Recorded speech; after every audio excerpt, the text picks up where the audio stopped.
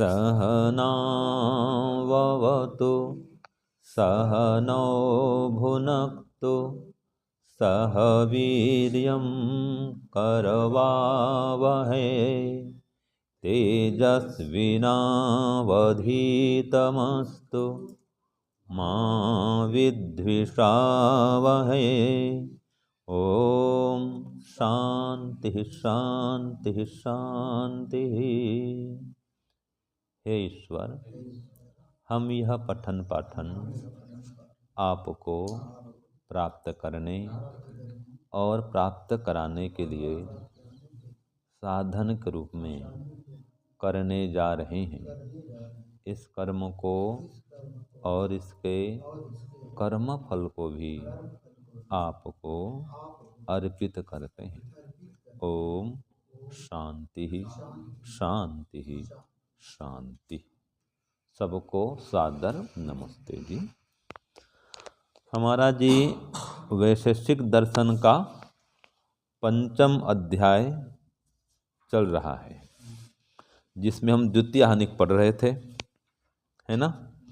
और सूत्र संख्या 22 तक तो हमने पढ़ा था पहले, 23 को छोड़ दिए थे और 24, 25, 26 हमने पूरा कर लिया था। ठीक है। तो ये हम कल क्या पढ़े थे कि देखो कि वस्तुओं की उत्पत्ति में, ठीक है, कोई वस्तु की उत्पत्ति होती है तो वस्तुओं की उत्पत्ति आदि क्रियाओं का कारण काल भी होता है। माने काल भी उन वस्तुओं की उत्पत्ति में कारण बनता है। कौन? काल भी। तो काल भी कर्मों का निमित्त कारण बनता है।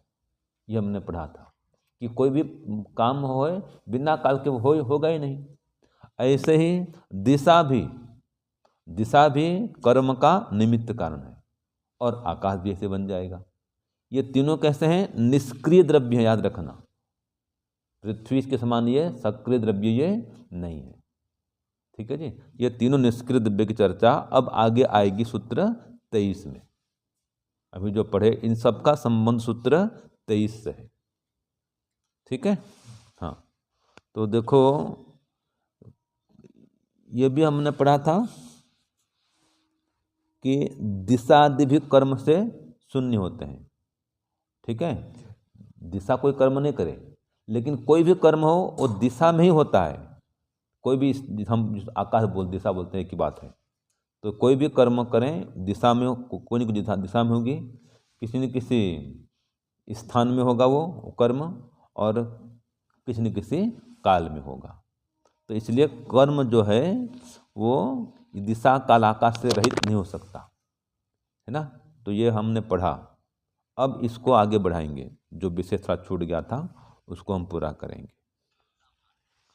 तो सूत्र क्या है? सूत्र 23 बोलेंगे।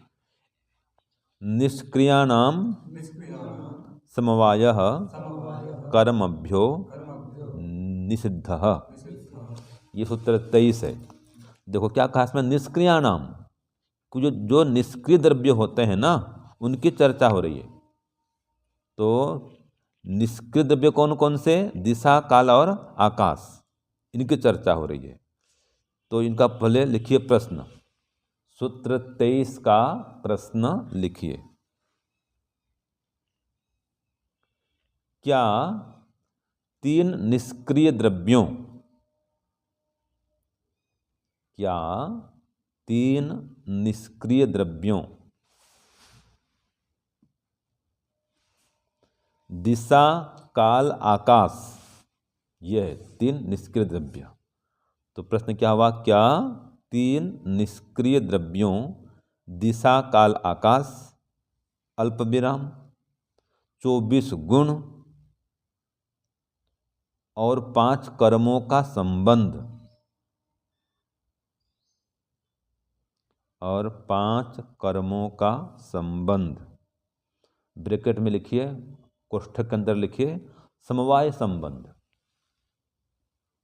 समवाय संबंध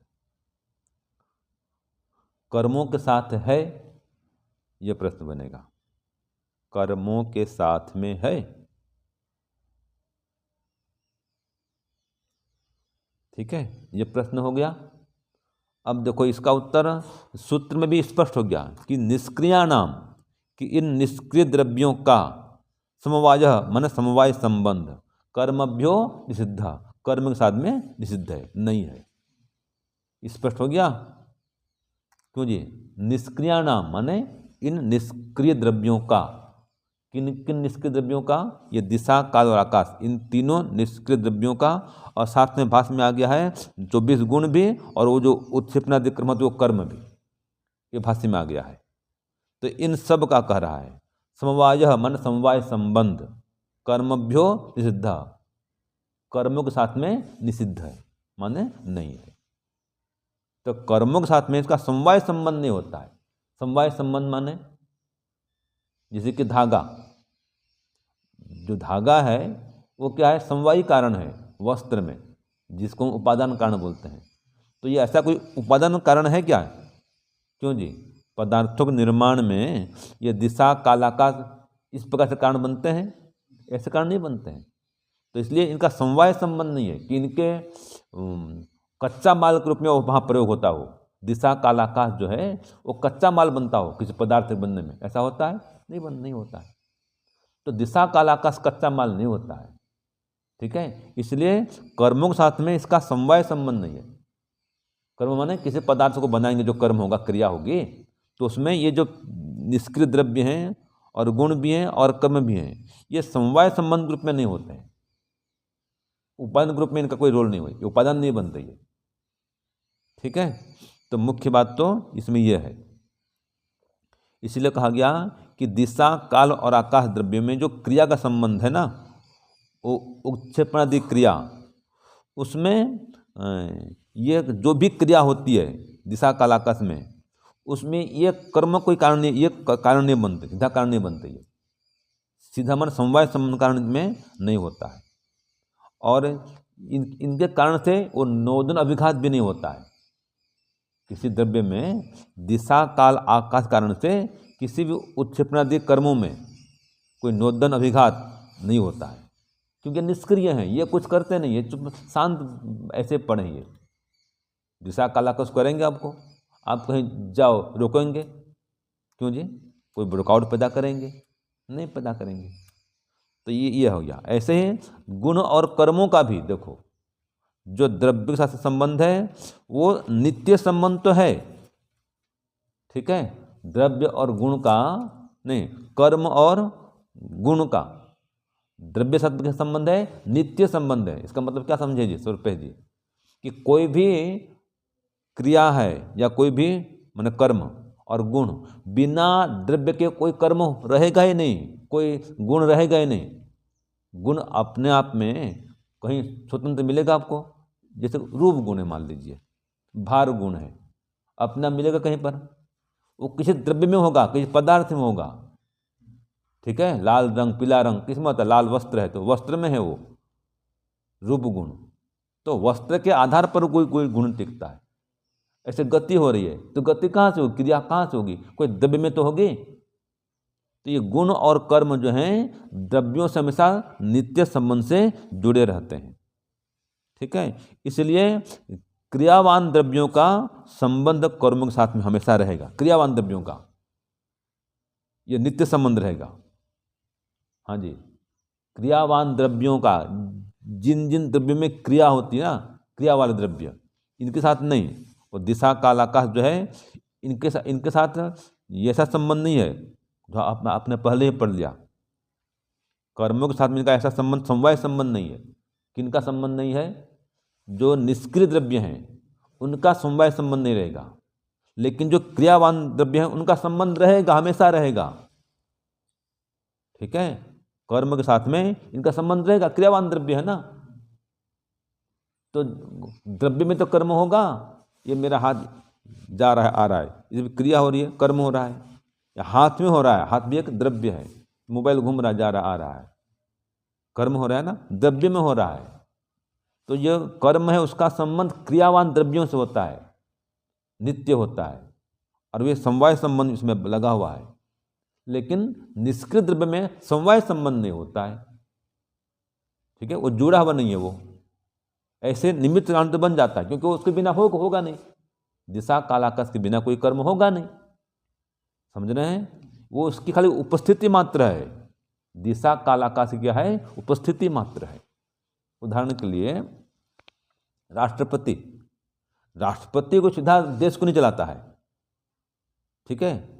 मुख्य चलाने कौन होता है? प्रधानमंत्री। उसका रोल ज़्यादा है। संसद में आएगा जब सत्य होता तो वो कानून बनाने में करने में वो चलेगा, लेकिन बिना उसके दस्तखत के राष्ट्रपति के कोई कानून बनेगा ही नहीं। ये जो भी कानून पास करेंगे अंतिम दस्तखत किसका होना चाहिए? राष्ट्रपति का, ठीक है जी। उसके बिना वो कोई कानून पास होगा ही नहीं। लेकिन कानून पास करने वाले बनाने वाले ये सांसद लोग हैं, MP एमएलए सब मिलकर जिसको पास करेंगे फिर वहाँ भेजेंगे राष्ट्रपति पास में, फिर दस्तखत करता है वो।